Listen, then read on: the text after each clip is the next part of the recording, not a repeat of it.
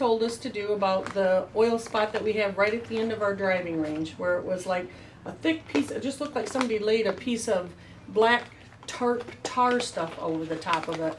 And, you know, they finally came out here after several calls and basically told us, you know, that we could put dirt over the top and reseed it, and that it would just generally absorb right down into the ground. Not properly cleaned up in the months after the spill.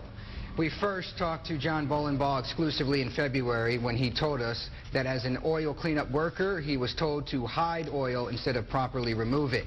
Bolenbaugh has since been fired and is suing his former company. Now, court documents shed new light on the fired worker's claims. The I-Team's Ryan Duffy looked through those documents and spoke with Bolenbaugh. He's live now in Kalamazoo. Ryan. Aaron, when we did first talk to John Bolenbaugh, he told us he was told to simply cover up oil-soaked ground instead of doing a real cleanup.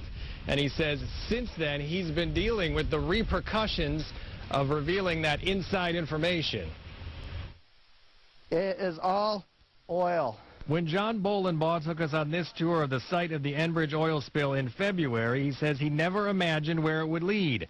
He told us then how as an employee of an Enbridge subcontractor cleaning up oil, he was told to cover up oil patches and to spread it around to make it look clean. He says revealing that cost him his job and a lot more. I lost my job. I lost my career. I've been overlooked for every oil job there is in the union because I'm a union member. And I've sold everything I own. And since being fired, Bolenbaugh has sued his former company, SET Environmental. And he says testimony and depositions for his lawsuit prove he was telling the truth. The I-Team has examined those deposition transcripts. For example, this testimony on page 39 was from a man Bolenbaugh says was his former boss on the cleanup.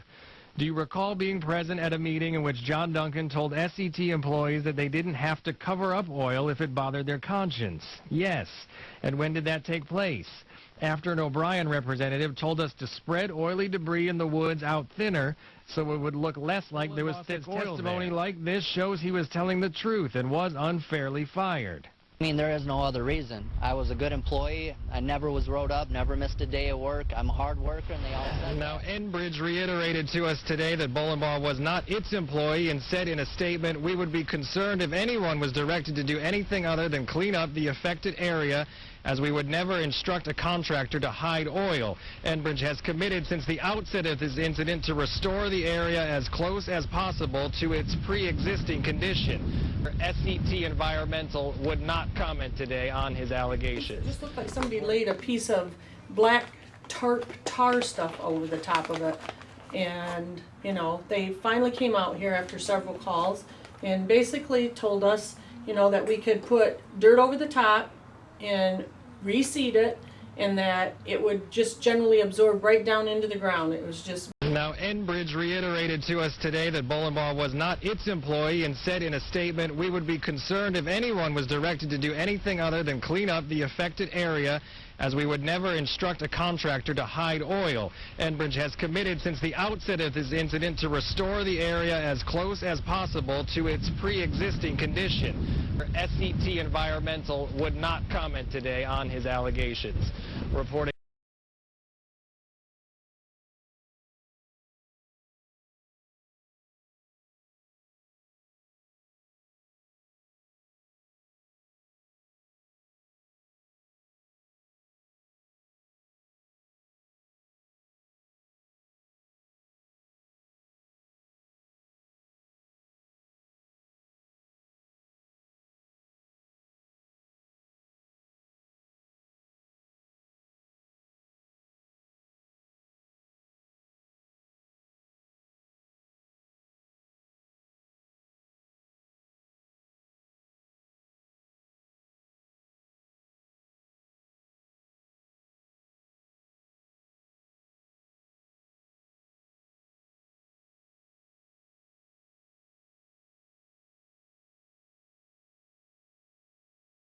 I'm Judy Hepler. I own Riverview Recreation in Hingham here. We have about 75, 80 acres that runs along the Kalamazoo River where the Enbridge oil spill happened back in July of 2010. We have roughly about a half a mile of river frontage.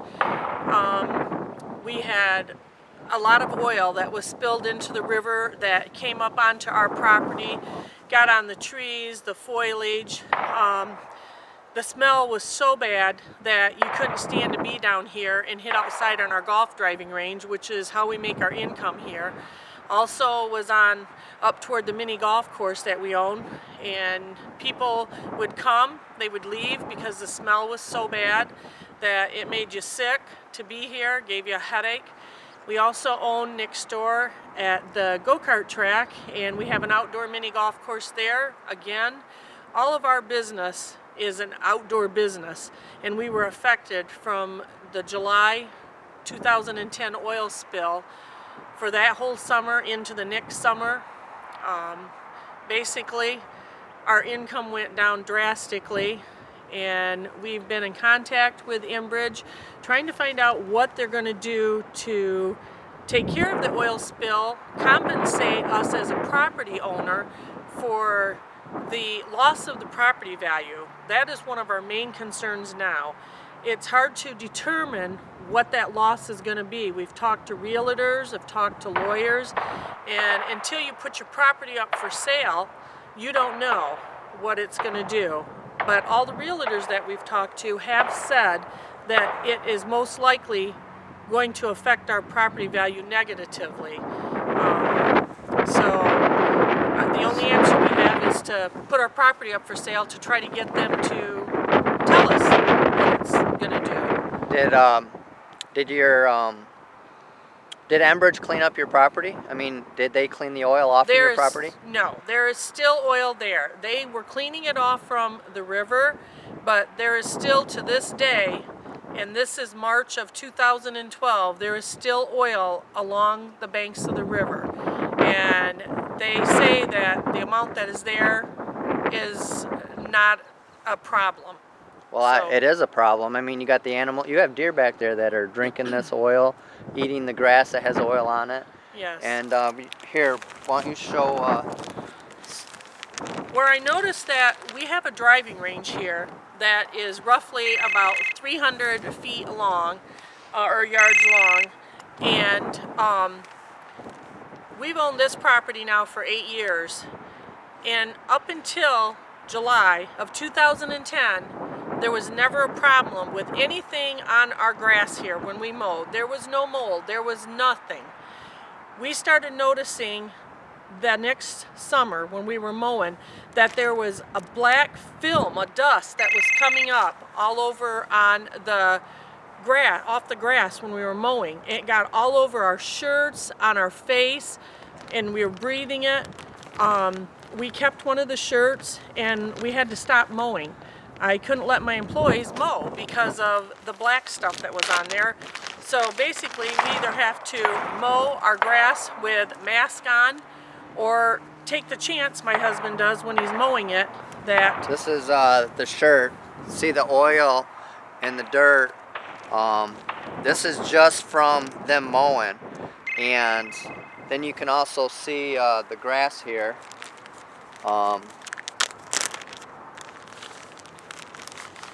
Yeah, I dug up a patch of the grass. And you can see that it's contaminated. So, wow. We called Enbridge several times. They finally came down after my husband got a hold of some important people in the county and the DNR and stuff. And they came down, tested it, and told us that possibly our whole field had mold. We've never had mold on this field. There would be no reason for it to be moldy because it's always dry. And until the oil spill happened, we never had that problem. All of the golf balls that we were picking up last summer and the summer before have a film of a black dust all over it when we're picking them up. They never have had that before. So... And you had to clean some of those. I mean, that was extra work on your part. Yes, yes. You know, and again, I'm handling golf balls that have oil crude on them. So how safe is that? It's not safe. Who is your husband? My husband is Jeff Hepler. And what is his job besides a business owner? Yes, he is a police chief in Augusta, Michigan. He's also a county commissioner over there and village president in Richland. So he has several jobs that he works with. And I'm gonna interview him. And so, what do you think Enbridge needs to do? I mean, they haven't cleaned up your property, and they're probably not going to clean up your property. It's been 2 years after the spill. What are you mad?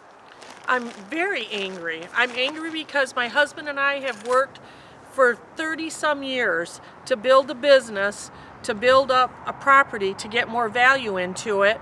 And as far as I'm concerned, 30 years of work, 38 years of work went down the tube in July of 2010 because our bank will not loan us money anymore for any kind of projects we want to do on our property based on the fact that the oil spill happened, and they don't want to be held liable or whatever their problem is. I don't know. We can't even get money now for any more projects that we want to do. So basically our hands are tied. We can't sell the property because if there was a piece of property across the street that was for sale for the same amount of acreage and everything being equal, I'm sure somebody would buy that rather than our piece that had oil contamination on it. So as far as I'm concerned, we can't even sell the property. Well, Enbridge watches these videos, every single one I put out. And what do you want to tell Enbridge? I want to tell them that they need to step up to the plate and be fair with everyone. They've told us that they won't compensate or do anything for property owners that are business owners. They're only doing for personal people that own their homes and stuff. But a business like ours, we have a lot of employees, and if we have to close because we can't make money because of the oil spill, and we can't get more money to improve our property, to build like we have been doing for the last 30 some years, they pretty much tied our hands. They've stopped us from growth. We can't grow anymore if they're not willing to accept the fact that they're the reason that our property is damaged. The gunshots are a shooting range right in back of their property. So if you're wondering what all the gunshots are. Well, thank you. Would you like to add anything else, or? No, I just hope that no other community has to experience what we've had to here in Battle Creek. It's over almost 2 years now. We're still trying to get answers. We call Enbridge, we leave phone calls and messages. No one returns our call.